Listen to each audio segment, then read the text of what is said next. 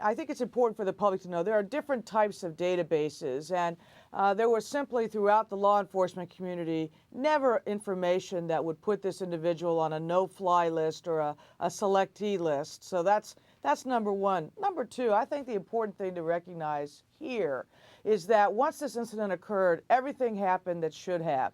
The passengers reacted correctly, the crew reacted correctly. Within an hour to 90 minutes, all 128 flights in the air had been notified, and those flights already had taken mitigation measures on the off chance that there was somebody else also flying with some sort of destructive intent. So the system has worked really very, very smoothly over the course of the past several days.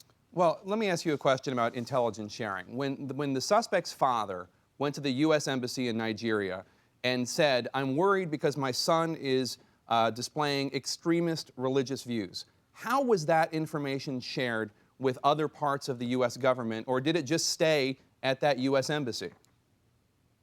Well, again, we are going to go back and really do a minute-by-minute, day-by-day scrub of that sort of thing. But when he presented himself to fly, he was on a tied list. What a tied list simply says is his name had come up somewhere, somehow.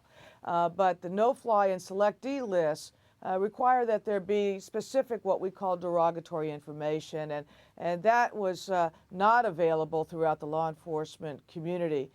He went through screening in Amsterdam as he prepared to board a flight to the United States. The authorities in Amsterdam are working with us to make sure that screening was properly done. We have no suggestion that it wasn't, but we're actually going backwards, tracing his route. But I think important for the traveling public to recognize that everybody reacted as they should. We trained for this, we planned for this, we exercised for this sort of event should it occur. And B, we have instituted additional screening and what we call mitigation measures that will be continuing for a while. And so we ask people perhaps to show up a little bit earlier at the airport during this heavy holiday season, and to recognize we're going to be doing different things at different airports. So don't think somebody at TSA is not on the job if they're not doing exactly at one airport what you saw at another. There will be different things done in different places. Well, Secretary Napolitano, you keep saying everybody acted the way they were supposed to. Clearly, the passengers and the crew of that Northwest Airlines flight did, but I think there are questions about whether everybody in the U.S. government did. And here's a question for you. So many of us are subject to random security searches all the time. How come somebody who's not on a terrorist database isn't subject to more stringent security when they check into a flight to the U.S.? Why does that not automatically just happen? Well, if he had had specific information that would have put him on the selectee list or indeed on the no-fly list, he would not have actually gotten on a plane. But those numbers pyramid down, and they need to, because again, there's lots of information that flies about this world on a lot of different people. And what we have to do in law enforcement is not only collect and share, but do it in the proper way.